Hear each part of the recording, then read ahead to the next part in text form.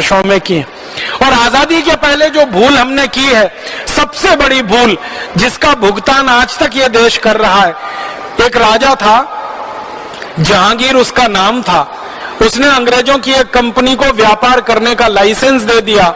और मैं मानता हूं कि पिछले 500 साल की सबसे बड़ी भूल वही हो गई। ईस्ट इंडिया कंपनी को जहांगीर ने जब व्यापार करने का लाइसेंस दिया सन 1618 में, तो शायद जहांगीर को यह भी नहीं मालूम होगा कि यह कंपनी एक दिन भारत को गुलाम बना लेगी।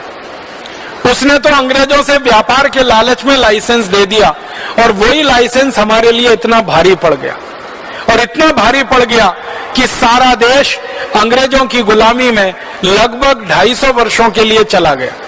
पहले कंपनी की गुलामी की हमने, फिर उसके बाद में अंग्रेजों की सरकार की गुलामी की हमने।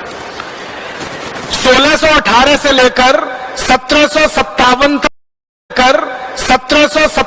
तक ईस्ट इंडिया कंपनी की गुलामी में हम रहे। 1757 के बाद अंग्रेज सरकार और कंपनी की मिलीजुली गुलामी में हम रहे, और 1860 के बाद तो सीधे अंग्रेजों की सरकार की गुलामी में हम आ गए। और इस गुलामी में सबसे बड़ा नुकसान हमारा यह हुआ कि आर्थिक रूप से हमारी बहुत लूट हुई, और अंग्रेजों ने इतना लूटा इस देश को, शायद दुनिया के किसी देश के इतिहास में उसकी मिसाल नहीं मिलेगी आपको। आप हैरान हो जाएंगे ये सुनकर कि अंग्रेजों ने कितना लूटा और कैसे लूटा। मैं पूरा विस्तार से तो नहीं बता सकता, लेकिन 2-3 आपको उदाहरण जरूर दे सकता